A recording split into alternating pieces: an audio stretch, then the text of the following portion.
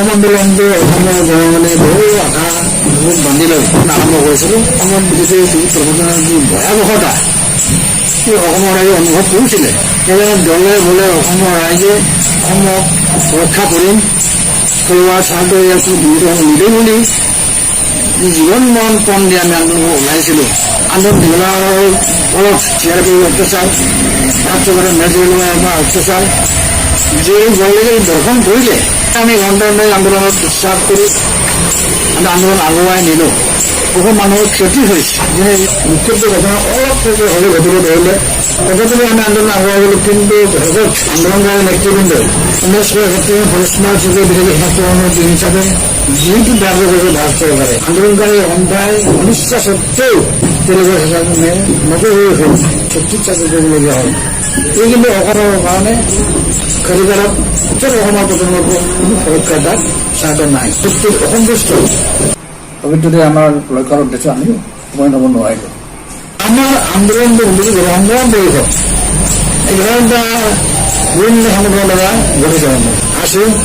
জাতীয়তাবাদী যুৱ ছাত্ৰ পৰিষদ, সৰ্বখন উকিল সংঘা, সাহিত্য সভা, লয়াৰ্ছ ফ'ৰাম, সৰ্বখন জনজাতি যুৱ সংঘা, জনজাতি ছাত্ৰ সংঘা, ULP, জাতীয়তাবাদী দল স্বাক্ষৰ কৰাৰ সময়লৈকে আছিল 2000। কিন্তু কিছু আমাৰ সমাজৰ বিৰোধীয়া ULP জনজাতি যুৱ সংঘা স্বাক্ষৰ নকৰাকৈ দিছে।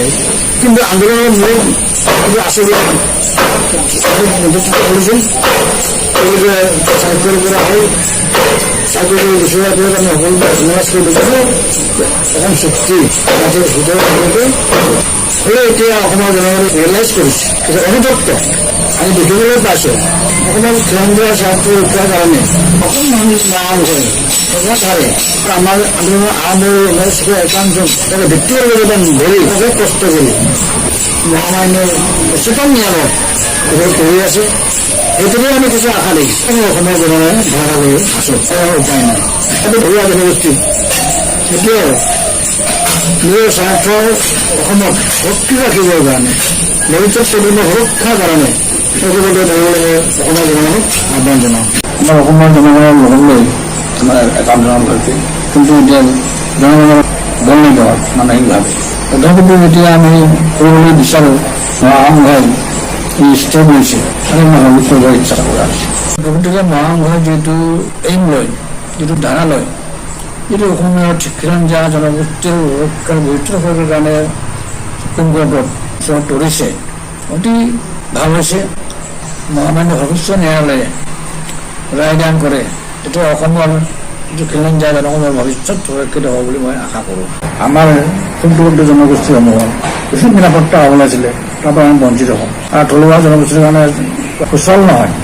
জানি শুনিও আমি এতিয়া জনগণৰ লগত ল'ব নোৱাৰা দুখৰ বিষয় থলুৱাৰ বিৰুদ্ধে ভাৰত ৰাষ্ট্ৰৰ আইন 1970 চান্দাল কৰাৰ দৰে গৈ থাকিবলগীয়া হৈছে। আমাৰ ভৱিষ্যতটো আমি অন্ধকাৰেই দেখিছোঁ।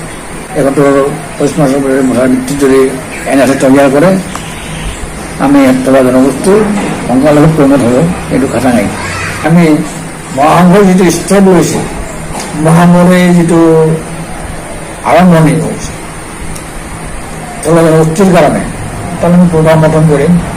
আৰু এই বিষয়টো বহু বৃত্তই প্ৰচাৰ কৰি মহাসংঘৰ নেতৃত্বতে আমি থলুৱা জনগোষ্ঠীৰ সুৰক্ষাৰ কাৰণে সংগ্ৰাম কৰাটো মই কামনা কৰোঁ।